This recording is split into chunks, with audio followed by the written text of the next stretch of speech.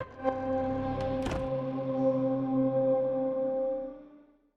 entertainment industry has changed tremendously with things like Netflix and Hulu and all that stuff. Is it possible to ever, you think your comic will get like a Netflix series, whether it's animated, live action? Can we talk about a Shadowman cinematic universe? Like where can it start? You know, like where can it get there? I think Shadowman is perfect for that kind of thing. I think it's, I think if you really think about, these great horror television shows, I think Shadowman presents this really cool sort of real world character. He's not, even though he is Valiant Universe's supernatural defender, he's not like he's not a character that you can't, that is difficult to understand. He's an everyman. He's a guy just like us. He just happens to have supernatural abilities. He's not an expert on all of these things. So when he sees some ungodly thing, he doesn't immediately say, ah, yes, that is Gru from whatever dimension. He doesn't, he's learning about these things right along with the reader. And I think that, I believe that's a great sort of formula for a TV show as well. So I could see that happening.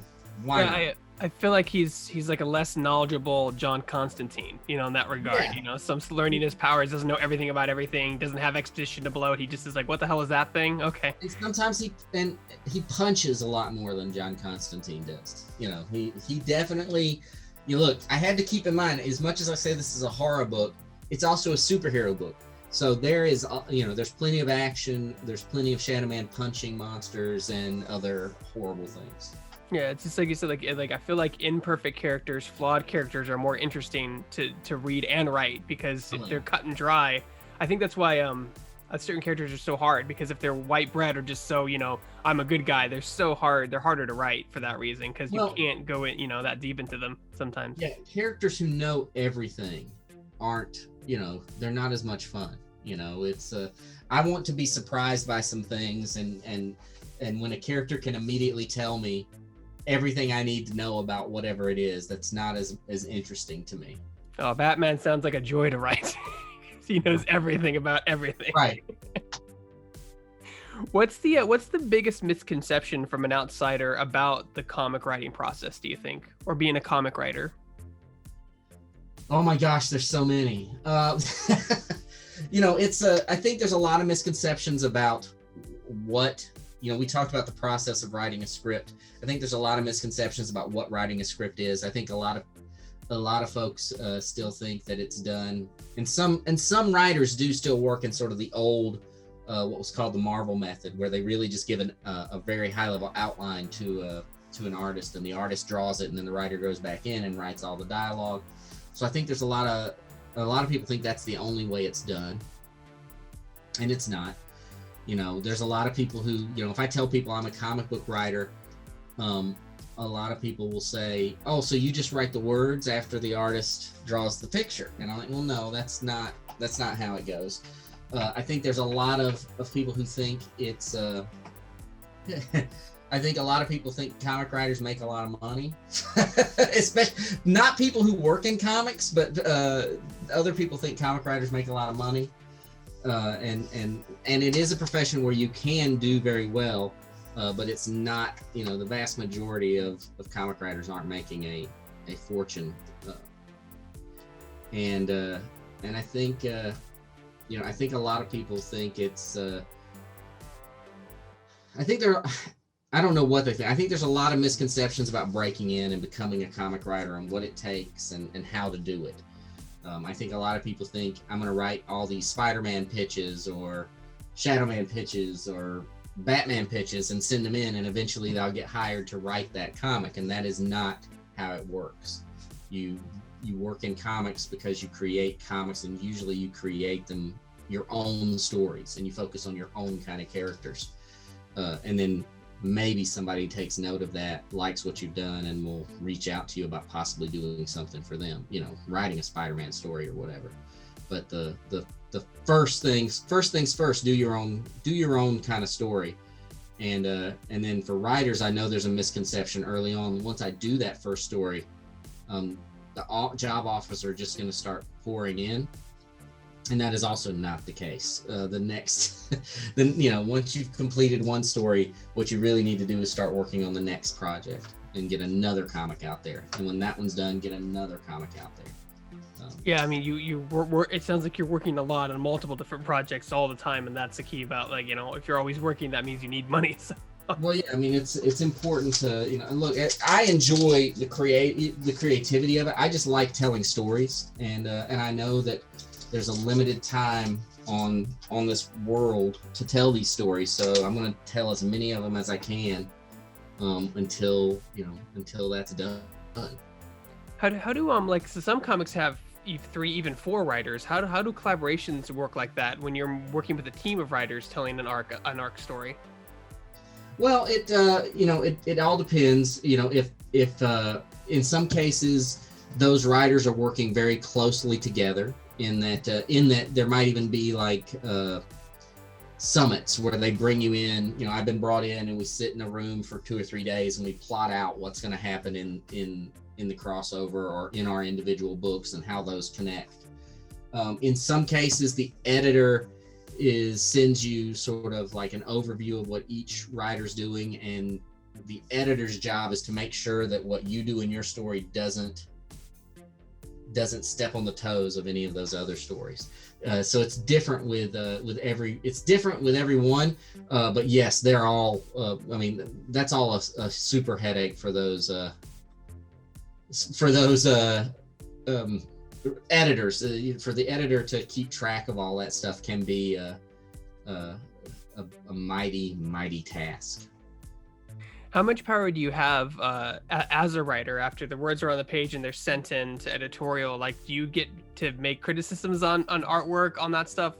Does it matter with the publisher? Like, I'm sure it matters based on the book and the publisher. Yeah, it all depends on the publisher, on the editor, if it's creator owned or work for hire, on your collaborators, and so it's it can depend across the board. As the writer, I see almost all the art as it's coming in. It's one of the things I like most about comics is that I get to see pages of art. Every day I get an email with a page or 2 pages or whatever of the series. And if something in it is just glaringly, there's a problem, if the editor hasn't caught it, then maybe I get to say, hey, there's an issue here that we need to correct before we move forward. Or I can make changes. Every time I get a script or once all the art is done, in the very best of situations, I get to go back and I do what I call a lettering pass, where I pull the art up on one screen and I pull my script up on the other screen, and I can adjust the script to better match the art. So if something isn't coming across in the art, I can try to, massage that a little bit in the scripting phase of it. Or if something is very clear in the art and we don't need someone to say whatever, I can pull that dialogue out to open the panel up a little bit. But I always try to do a lettering pass. To me, the lettering pass is the one step that will improve the comic the most, is going through and doing a pass before it's actually lettered by the letterer. Once the letterer gets it and letters it out, it's a pain for everybody to make lots and lots of changes. Little changes, okay, but it's really tough if there are problems. It can be tough if the lettering's already been done. So the letter editor he's in charge of the layout of where the font goes in the panel of is that what he does? Yeah, so the letterer will take it, and it's an art all to itself too, because they take the script, they take the art, and they do the balloon placement. Some artists will draw where they think the balloons should go on a panel, and that can be helpful, but most of the time the letterer is the person who's putting those balloons on the panel in the way that is going to make it most readable. It's interesting. See, like this is kind of new to me. Like I've interviewed some artists before, but never a writer, so I'm curious the whole process of and how it's a whole, it really is a collaborative effort. I'm sure there's comics that are produced, you know, single-handedly, but just when you're working with a big franchise or a big label, it's got to be, there's a lot of moving parts. It sounds like a lot of cogs. A lot of herding cats, I think would be, that's what they call it. Yeah. I mean, it's a, you know, there's a, you know, and I, as the writer, usually see it at almost every stage because, you know, I get to, once the art's finished, I do my lettering pass script, hopefully. Sometimes that gets missed, and it's always frustrating when it does. And I think it's just frustrating for everybody because invariably the ones that I miss that lettering pass, those are the ones that I feel like need the most work on the dialogue side of things to clean things up. But yeah, so then after I do my lettering pass, the letterer takes it. Then I see another pass that has it lettered, and we make sure all the, you know, the balloon tails are pointing to the right people, and that there's no, you know, problems with any of the lettering and things like that. So it's I think, you know, we were talking about misconceptions. That's the other misconception, is that it's such a, I mean, it's not a smooth process. I mean, hopefully it's a smooth process, but there are a lot of moving parts and a lot of people, you know, involved in it across the board. You know, like obviously one of the things I have talked about with a lot of comic writers have been deadlines. Obviously every week there's new comics. So like talk about like when you're working with a label like Valiant, is the deadlines more extended when you have like just like a 10-part series or an 8-part series or what have you, whatever it is? Is it more lenient to that deadline, where as opposed to bigger labels, it might be like the hard date is this, and you cannot go over that date? I don't know that I've worked with too many that the deadlines are really loose. I mean, if you know, if there's a deadline set, that's what it needs to be.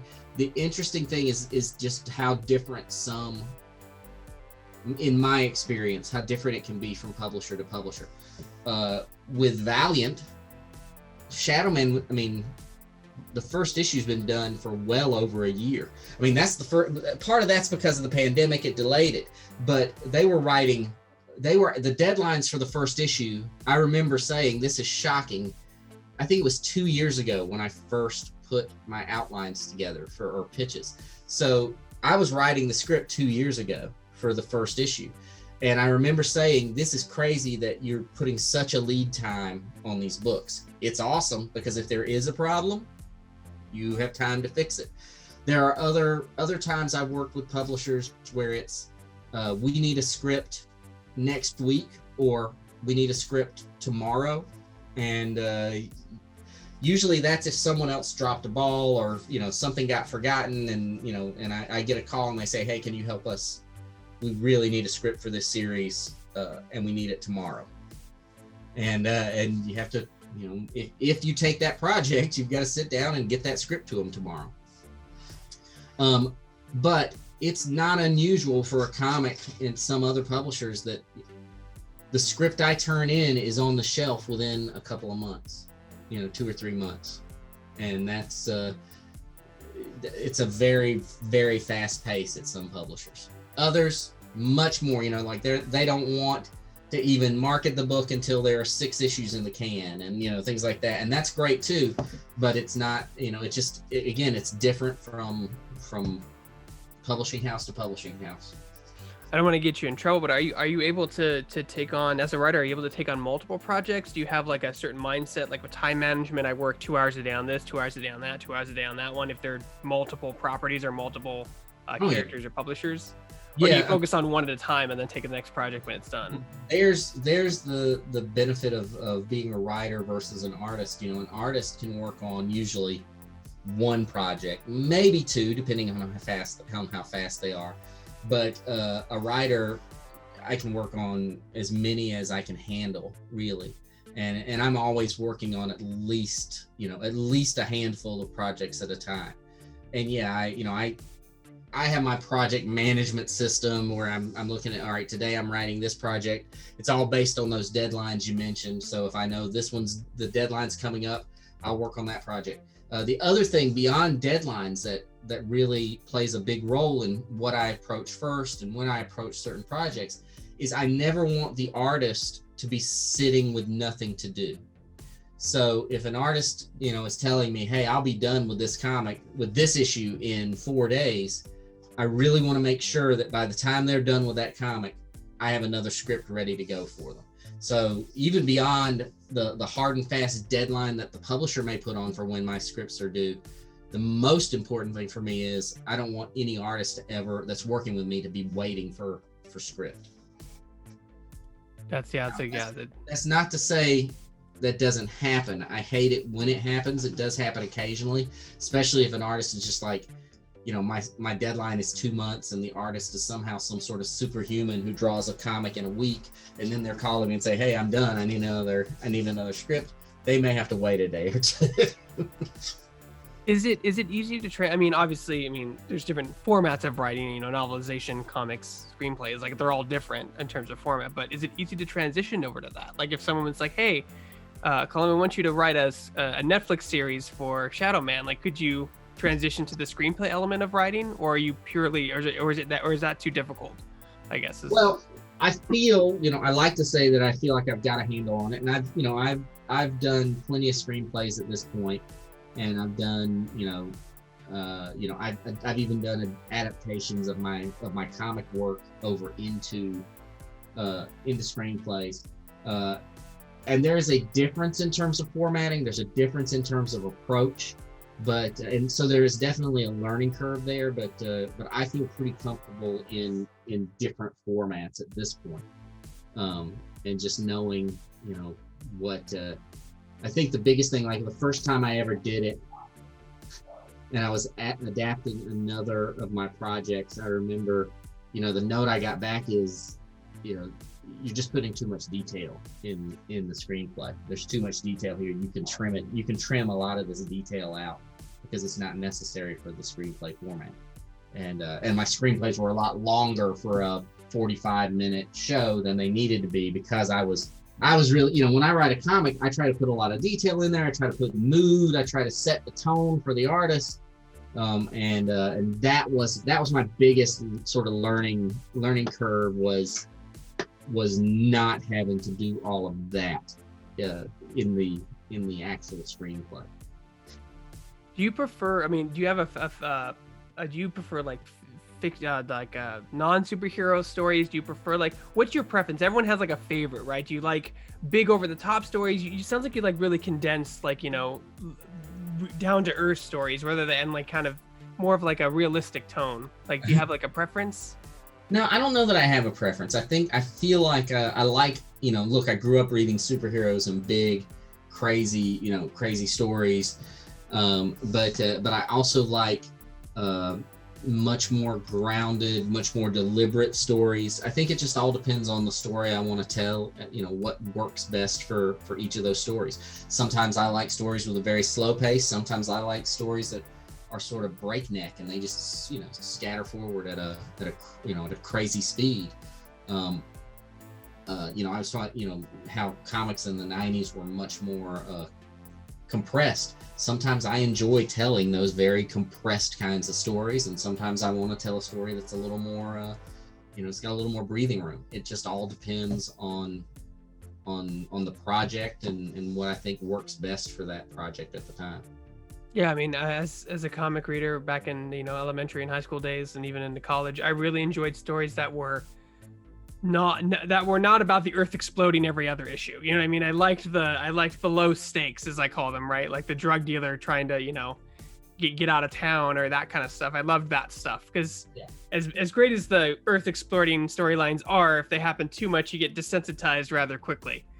Right. So yeah, I think there's room. That's one of the things I think is great about comics, is there are so many different kinds of stories and different approaches to stories. I think, and I think there's room for all of them. God bless the people who love all those kinds of stories, but there's nothing wrong with, if you're the guy who wants to see the world blowing up every issue, well, there is something there that's gonna, satisfy that itch. But if you want the more grounded character drama, there's something there as well. If you want slice of life, you can read a slice of life comic. There really is sort of a comic for everything these days. Now, how long is this initial Shadowman run that you're doing right now? So it's initially planned for 12, at least 12 issues is what I want to say. There's not a cap on it. It's not listed as a limited series or anything editorial. My initial pitch for the series was 12 issues. Now, hopefully we get, hopefully, like I said, I think readers are really going to dig the series, so I think we'll get there. And then hopefully the series is interesting enough to readers and popular enough that we can continue beyond that, because like I said, I'd love to write this character for a long time to come.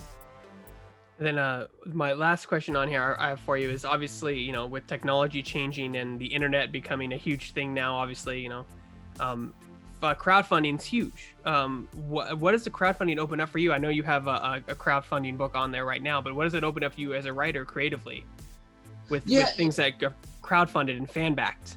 Well, it's look, I've done several at this point, and yes, I just launched one today. But I still feel like I'm just getting my feet wet and trying to understand how it all works. And everyone is, every crowdfunding project has its own set of problems and unexpected occurrences. But what it's really opened up is there are certain books. So when I take a project out to publishers, I look at my projects and I say, okay, this project is obviously not a Marvel or DC project. This project is not a Valiant project. This project might be better for Dark Horse, or it might be better for Oni or Boom. And I really can look at these and tell which ones different publishers might gravitate to based on conversations I've had with them, things like that. There are some projects, though, that when I look at them, I don't think they're right for any of those publishers. Or the time frame of how we're approaching it isn't right for a publisher. The length of the project. If I just want to do one issue or two issues, or something shorter or something really long, I think crowdfunding is a great way to do that and have sort of complete control of the project. I don't think crowdfunding will replace traditional publishing, at least not for me. But it is something I kind of always want to have I always want to be dipping a toe into crowdfunding and have something like that going on. Also, it's great for me because I get to learn so much more about what goes into the actual production of these comics. And there are, I've been working in comics now for a long time, and there are still, with this new one that I'm doing, there are still things the letterer emails me and he says, hey, you may not know this, but this is something that's going to make the project much easier if files are set up in this way. Those are things I didn't necessarily know going into it. So it's also kind of an interesting learning experience. For me, and I back a lot of crowdfunding projects, it's all about getting something I feel like I can't get anywhere else. It's the same when I go to conventions. I like to look for the projects and the things that are they have that earthy goodness of things I can't get just out of any other publisher, and those are the things I really want to look towards. That's awesome, man. Where can people go to support your work, as well as find information about the Shadowman line coming up, and where can they go to purchase it and support that stuff? Yeah, so the easiest way to keep in touch with me, you can go to my website, which is cullenbunn.com, or you can follow me on Twitter, which is just at Cullen Bunn. I'm always posting stuff there. Twitter's probably the best place to really interact with me, and it'll always have links to everything else I'm doing, the publishers I'm working with, the books that are coming out, the e-newsletter that I put out there. All those links are readily, frequently available on my Twitter and website.